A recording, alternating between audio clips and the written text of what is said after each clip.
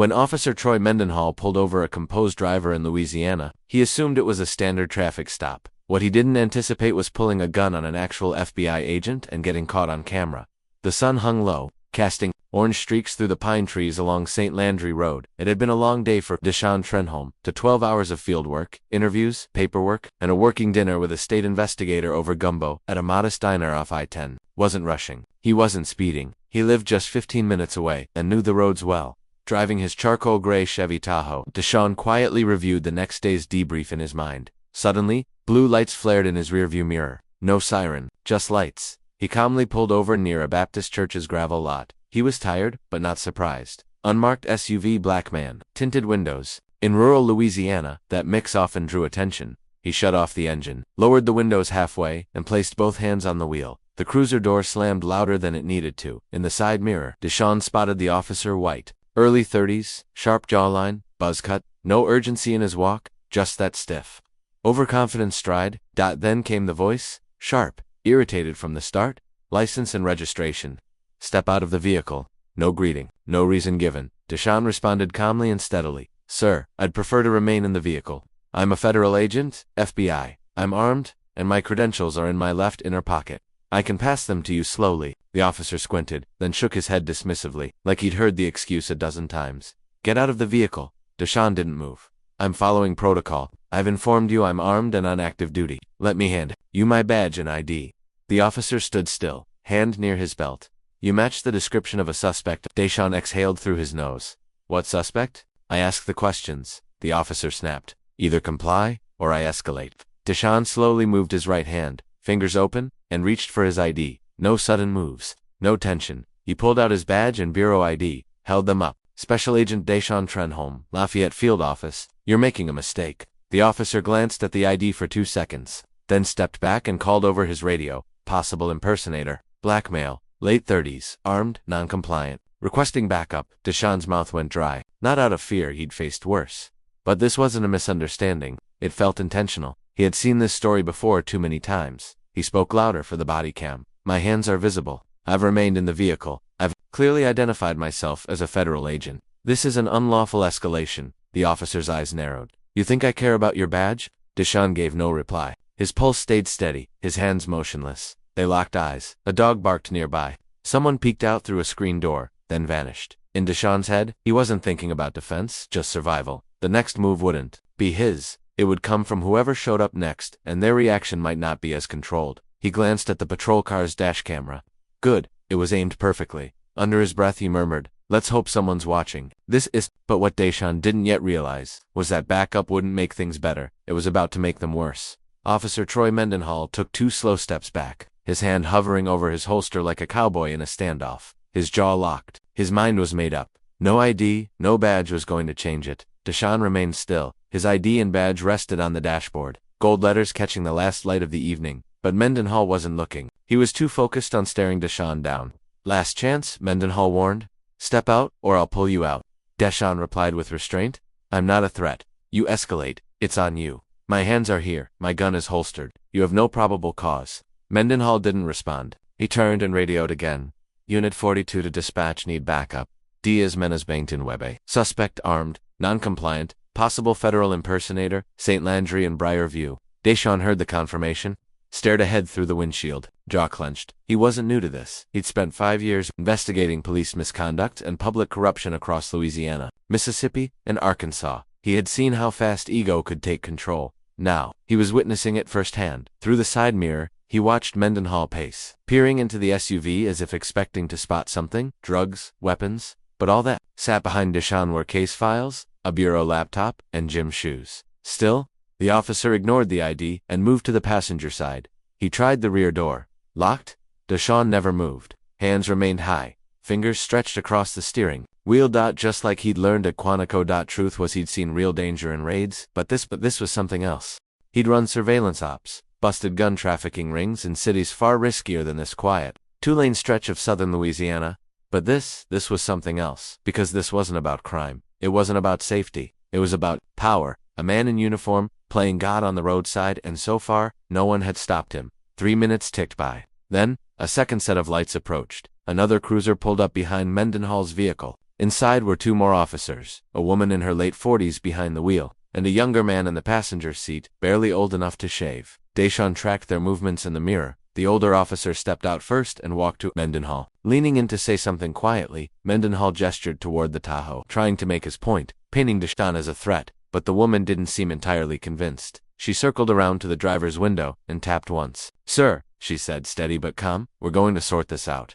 Do you have identification?" Deshawn didn't speak. He simply pointed at the badge and ID still displayed on the dashboard. She leaned in, eyes narrowing slightly. She looked back at him. "Are you armed?" "Yes," Deshawn answered. "Right side holster, Glock 19, safety engaged, chambered, standard FBI issue." She nodded, stepped back, and turned to the younger officer. Her voice dropped, but Deshawn still caught a single word. "Legit." Mendenhall cut in, irritated. "You sure?"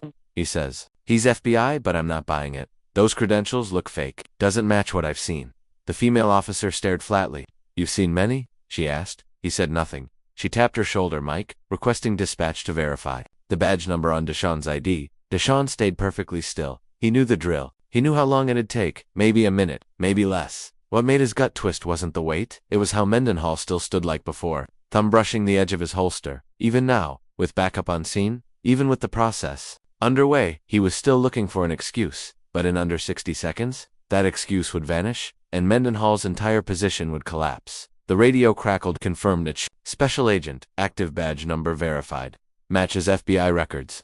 The words hit like a sledgehammer. The female officer stepped back, folded her arms, eyes locked on Mendenhall. The younger officer glanced from Deshawn to his partner, unsure whether to speak or stay out of it. But Mendenhall stood frozen.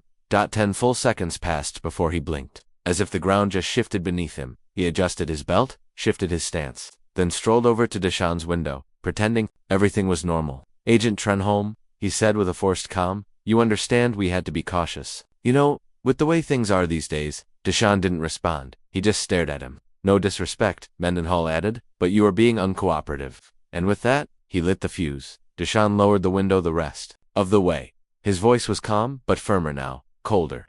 "You never asked for ID. You aimed a gun at me. Then you called in backup claiming I was impersonating a federal agent. There was no probable cause. And don't try to blame protocol." Mendenhall tensed. The other officers stayed silent. Deshawn continued. "You know how many officers I've interviewed for internal misconduct? Over 200. And you all say the same thing. I was just being cautious. But real caution doesn't look like this. Caution listens.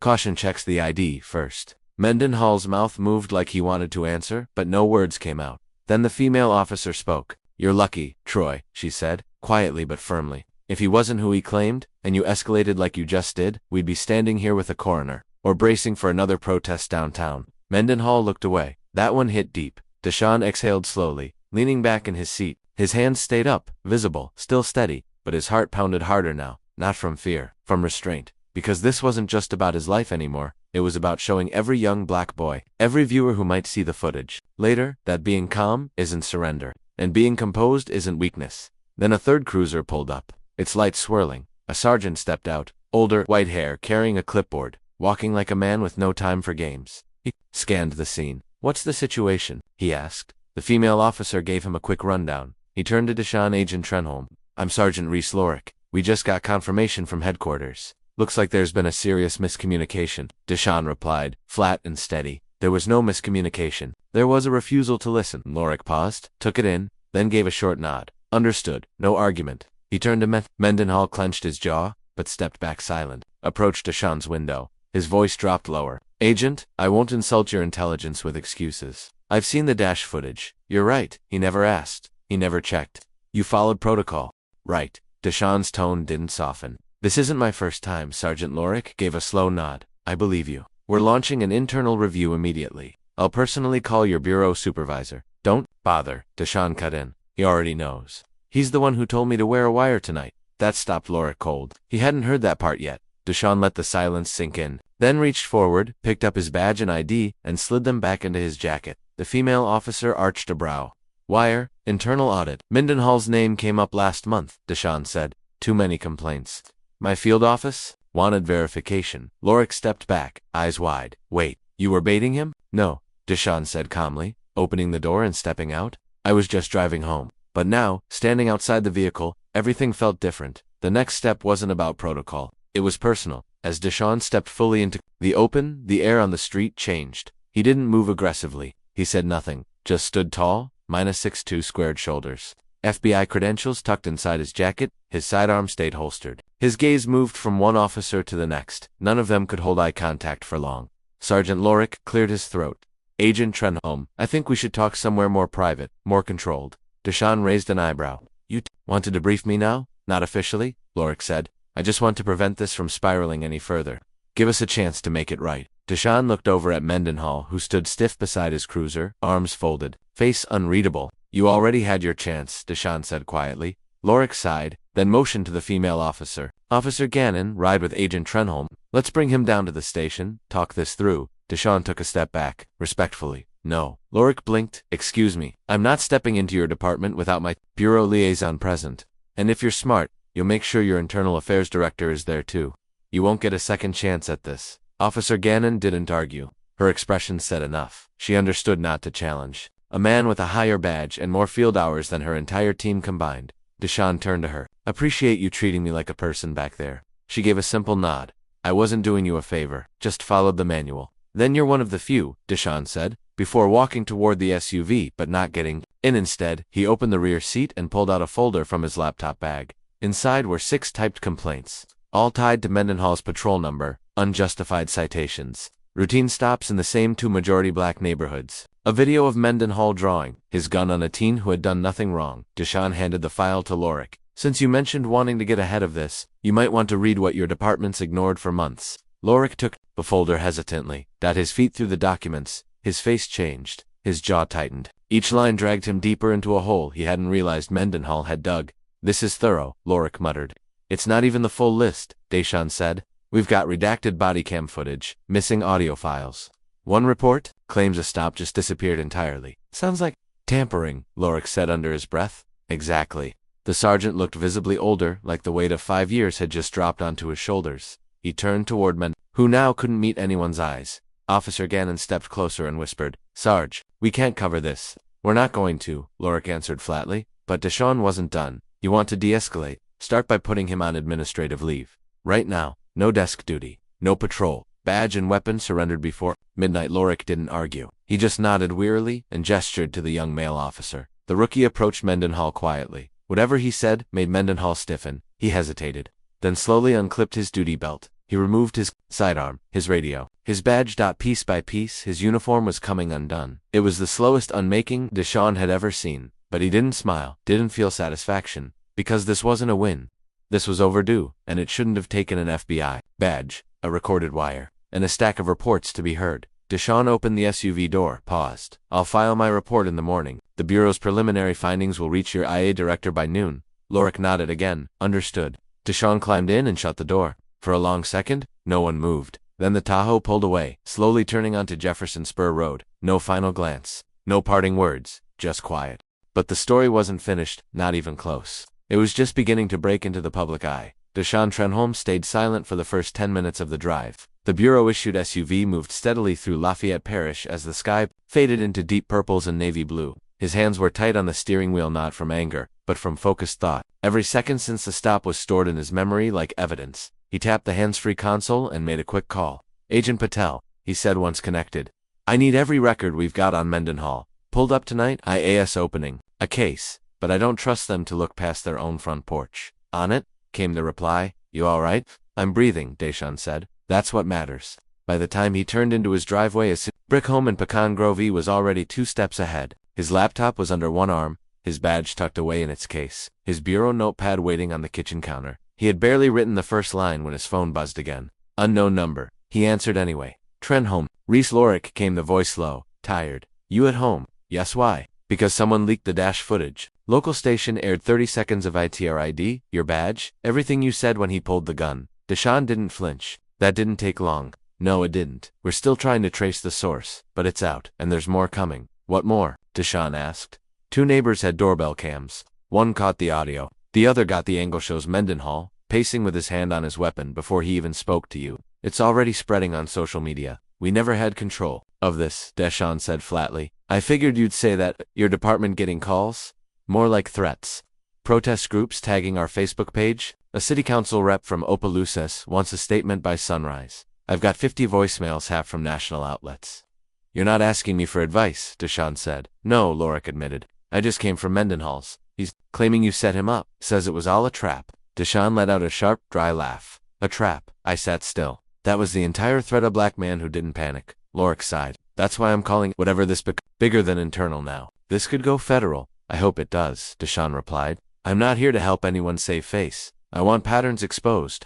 This isn't about one cop on one road. Silence. Then Lorik said, what should we do next? You protect your department by backing off. Let the Bureau and DOJ handle it. If you try to shape the story now, it'll only look worse. Another pause. You know, Lorik said, Mendenhall told me something after you drove off. He said, I didn't see anything wrong. Just someone who didn't look like he belonged. Deshawn's grip tightened on the phone. There it is, he said. That's the root of it. I know, Lorik whispered. Deshawn ended the call without another word. He stood still for a moment, staring at the ceiling. Then he sat down at his kitchen table. He didn't have to guess what tomorrow would bring. News vans, bureau questions, a police department scrambling to justify itself. But in this quiet moment, he let himself feel the one thing he hadn't. On the road. Exhaustion. Not just from the stop, but from the years of living like this. Always calculating, always prepared. Even with training, even with a badge. Still, Deshawn understood one thing. By morning, this would no longer be just his story.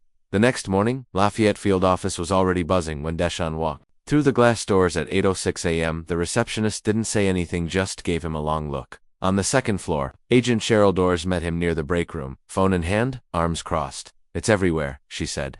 Footage went national overnight. CNN, MSNBC, someone even mixed the body cam audio with gospel music. Deshawn gave a tired half smile. Guess that means I made it. I'd be furious, she said. But you've always had more self-control than the rest of us. They walked together to the operations room. Inside, 3 supervisors, 2 analysts, and 1 tense assistant special agent in charge were already seated at the round table. On the screen behind them, the dash footage was frozen. Mendenhall mid-squint into Deshawn's window, one hand far too close to his weapon. Trenholm said, ASAC. Roland Beach. Take a seat. Deshawn sat without a word. Doors remained. Stanton. Beach continued. I won't waste your time. The footage speaks for itself. You handled it exactly how you should have. You followed use of force protocol by the book, said Beach. You stayed calm. Clearly identified yourself, and recorded the entire encounter just as you were trained to do.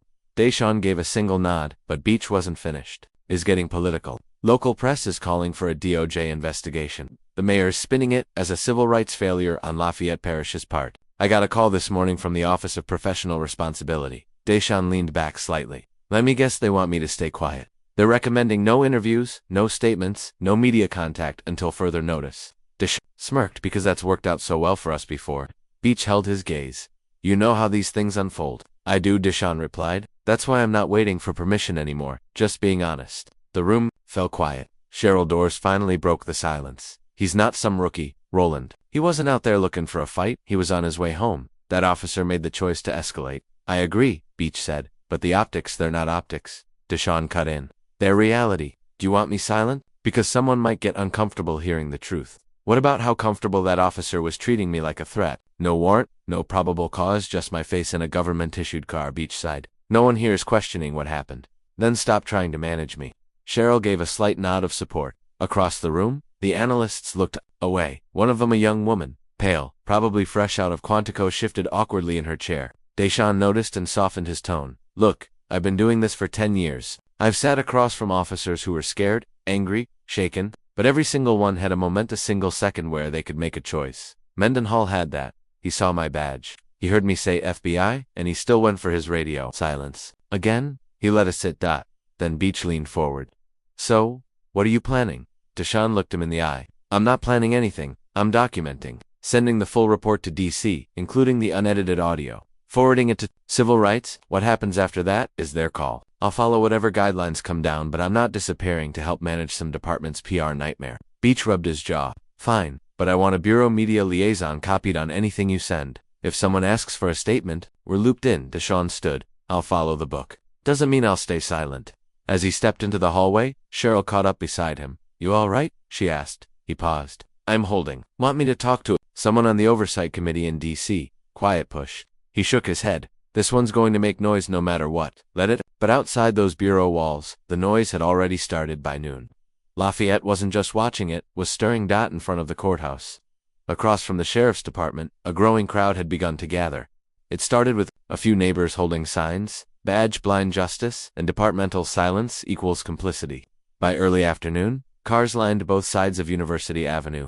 Organizers from Baton Rouge and New Iberia arrived with megaphones, petitions, and local press crews. At the center stood Lenora Madexa, 63-year-old retired schoolteacher who had spent 20 years leading voter drives and speaking at neglected city council meetings. Today, she wore a red visor and a microphone clipped to her collar. "This ain't just about Agent Trenholm," she called out, her voice strong. "This is about how quickly some folks still see us as threats before asking a single question.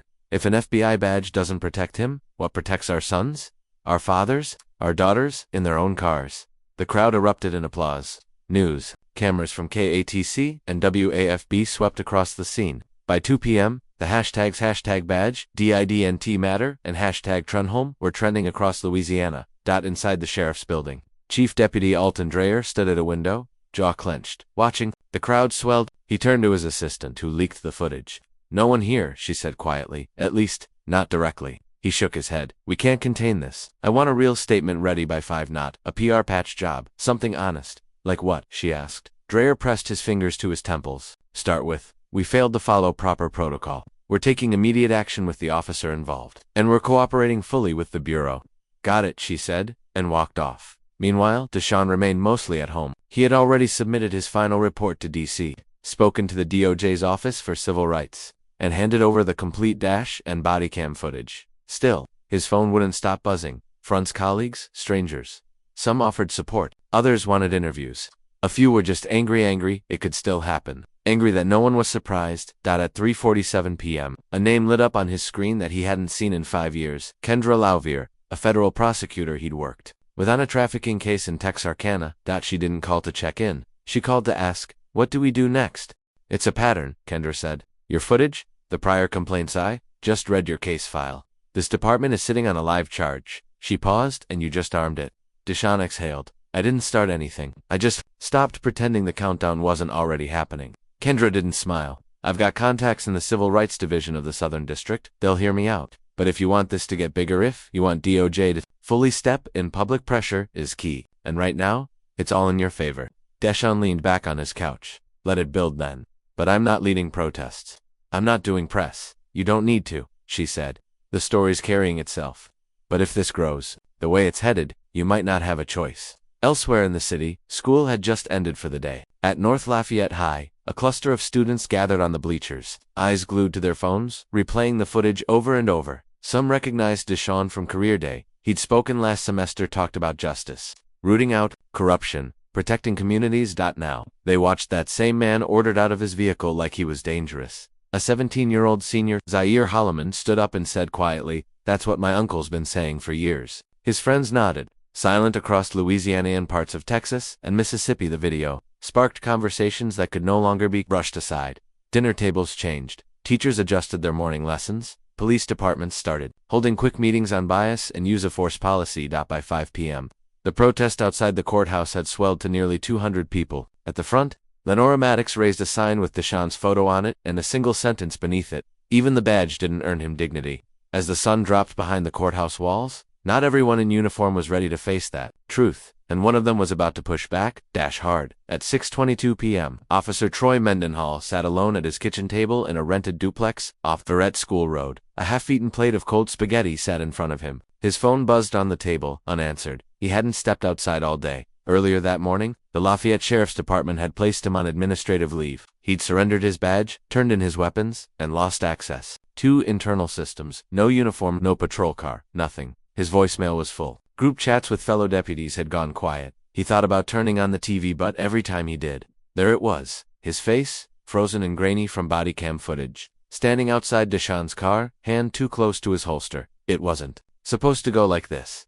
Troy didn't think of himself as a bad cop. He came from a long family line. His uncle had served 30 years in Iberia Parish. His older brother was a trooper. He'd graduated second in his academy class. He followed protocol, mostly. Even now, even after everything, he didn't believe he'd done anything wrong. He saw a man in a high-end SUV, plates didn't look familiar. The guy didn't flinch, and Troy had been taught sometimes the calmest ones were the riskiest. Then the man said he was FBI, and something in Troy, TENSED. It felt like a challenge. like the badge in that man's hand canceled out his own. Now, that split second was being picked apart nationwide. His phone buzzed again. This time, he looked. It was his lawyer, Mallory Dane. He picked up. Troy, she said, voice firm. You need to stop speaking to anyone outside your legal counsel. No texts, no calls, no posts, nothing. Got it. I haven't said anything, he said. I'm serious, she snapped. Someone leaked that you said you were set up. I don't care if it was sarcasm. It's out there and it looks bad. Very bad. Troy rubbed his face. I didn't even know he was actually FBI. That's not the point, Mallory said. You didn't ask, and your mic was live. Your own words are hurting your case. Troy didn't answer. She continued. DOJ's Civil Rights Division reached out. A formal inquiry into your conduct has started. You'll need to give a sworn statement and appear for a deposition next week. I'll be with you, but you need to stop trying to explain this to anyone. He took a breath. What happens if they say I'm guilty of misconduct? They won't say it, she replied. They'll prove it. And if they do, you're done. No reinstatement, no badge, ever again. Troy swallowed hard. This is my whole life. Her voice softened just a bit. Then take it seriously, because this is bigger than you now. Once she hung up, Troy stayed still for a long time. His mind went back, thinking of everything it had taken just to earn the uniform. The ride-alongs, the exams, the long nights, the strain. The moments he made the right call, even when no one noticed. And now. None of it seemed to matter. Not when the world had seen him, how he looked in that split second, how his voice sounded in that moment. Nothing else counted now. He thought about calling his brother, but he already knew what he'd hear. You should have diffused it. Troy stood up, walked to the bathroom, and splashed water on his face. He stared into the mirror. The man looking back didn't seem familiar anymore. A knock startled him, but it wasn't a person. Just an envelope taped to the doorframe. No message, just an official letter bearing the sheriff's department seal. He peeled it open slowly. Inside was a notice. A disciplinary hearing set for Friday at 9 a.m. titled Pre-Termination Review, and that's when it really sank in. This wasn't just about losing a job. It was about losing something deeper. Trust, authority, not just in the department, or out on patrol, but even on the streets he grew up on. Troy closed the door quietly, returned to the table, and sat down, his head in his hands. But while he sat in silence, the voices outside the department were only growing louder. And now, the focus was shifting not just to a single encounter, but to a larger issue. That Thursday night, inside a small community center on Evangeline Thruway, folding chairs had been pulled into a loose circle beneath buzzing fluorescent lights. There were no reporters, no live streams, just 30 locals, teachers, postal workers, pastors, students, each carrying their own experience. And, finally, a reason to speak. Deshaun Trenholm sat among them, dressed in jeans and a gray hoodie tonight. He wasn't there. As an FBI agent, he was just a man who lived 2 blocks away. A man pulled over for driving like he belonged. This meeting hadn't been planned. It started that morning with a message in a church group chat. By evening, the word had spread. We're gathering to talk about the stop, what it means. All are welcome. The first to speak was Reverend Clive Perenquiet man, late 60s, white hair, thick glasses. When I saw that video, he began, I wasn't surprised. I was just tired. Because I've watched this kind of policing my whole life. But seeing him, an FBI agent, treated like a danger, that broke something in me. Heads nodded. Low murmurs filled the room. Next was Ivy Lejeune, a single mother, raising 2 teenage boys. I had to talk to my sons about it after dinner, she said. I told them again, keep your hands visible. Be polite. Don't argue, even if they're wrong. She paused. My youngest looked at me and said, but what if they still think I did something? I didn't know what to say. The room fell quiet. Then Deshaun spoke. You don't need me to explain how this feels, he said. You've already lived it. The only difference, I had a badge when it happened to me. He let that sit for a moment. But the badge didn't protect me from being misjudged. It didn't give me grace. And it definitely didn't slow down his hand. He looked around. All it did was make people notice. A woman in the back raised her hand. So what now? She asked. What happens? To him, to the department. Will they fix it? Deshaun took a breath. That's not just a question for me. That's a question for all of us. Will we fix it? Will we keep the pressure on the people in charge? Will we demand real oversight, better training, actual accountability? Or will this just be another headline we forget by next month? No one spoke for a few seconds. Then, a young man in the University of Louisiana at Lafayette, hoodie, raised his voice. What would have happened if you weren't FBI? Deshaun met his eyes. I probably would have been handcuffed, he said. Or worse. The room went still. But no one disagreed. Another hand went up. An older woman, Mrs. Rosaline, retired librarian. Her words slow, but steady. I remember when we fought to integrate schools here. Folks thought once that happened, everything else would follow. That laws would change minds. She shook her head. But look at the way we're still policed. It's like our kids are being told they don't belong. Doesn't matter what's in their wallet or what letters are on their ID. Deshaun leaned forward slightly. And the hardest part, he said, is that it's not always the obvious stuff. Sometimes, it's just a glance, a tone, an assumption. That you're lying, that you're a threat, that you need to be controlled. The room fell quiet again, thoughtful, heavy silence. Then someone asked, "So what do we do now?" Before anyone else could respond, Reverend Paring spoke. "We keep showing up. We file complaints. We hold meetings. We vote. We train our young not just to survive, but to lead. We write letters. We take the mic, and when one of ours goes through it, if he wears a badge, we don't let him carry it alone." Deshaun looked down at his hands. "I'm tired of carrying it alone." One by one, hands reached out on his shoulder, his back, the edge of his chair. No applause, no speeches, just presence. That night, the conversation didn't stay in the community center. It spilled onto porches, into kitchens, church halls, and corner stores. People started asking their officers new questions. City council members got emails they weren't expecting. Parents had different talks at bedtime, not about fear, but about dignity. But one last voice still remained, and it belonged to Deshaun too. Days later, Deshaun Trenholm sat in a quiet, windowless podcast studio, a small radio booth at a community college on the edge of OPELOUSAS. The host, Vernon Slay, a local journalist, had reached out personally, promised no gimmicks, no pressure, just space to speak. It was the first time Deshaun had agreed to speak publicly since the incident. No press conference, no media rep, just him, Vernon, and a soft red recording light. Vernon leaned forward. "Accordi can edit anything, but before we start, why here? Why now?" Deshaun adjusted the mic. "Because the people who need to hear this aren't in marble offices in D.C., they're in classrooms, in patrol cars, around kitchen tables. If I'm going to speak, it's for them." The recording began. No rehearsal, no filter. "I'm Deshaun Trenholm. I've been with the FBI for 11 years. I investigate corruption, misconduct, and civil rights violations across the southern region. Last Thursday, I was pulled over driving home. The officer didn't ask who I was, didn't see my badge, didn't care what I said. He saw someone he didn't trust, not because of a tip or behavior, but because I didn't flinch." Deshaun took a breath, not to calm himself, but to choose his next words carefully. "I followed every rule. Hands on the wheel. Tone ID in full view. But it wasn't enough. And if it wasn't enough for me with a federal badge, years of experience, and full legal authority, what chance does a teenager have, driving home from practice, with a broken taillight?" Vernon didn't interrupt. He didn't need to. Continued. "This isn't about good cops or bad cops. It's about a culture, one that teaches fear instead of curiosity, that treats control like power, and questions like threats. I didn't survive that stop because I got lucky. I survived because I knew how not to scare him. And that should never be the skill that keeps us alive." He looked directly at Vernon. An officer made a choice. But let's be honest, he didn't write the playbook. He just followed it. Vernon's voice was softer now. "What would you say to the people listening, the ones who saw the footage and felt helpless?" Deshaun paused. "Start small. Start local. Know your city council. Know your sheriff. File the complaint if they say it won't change anything.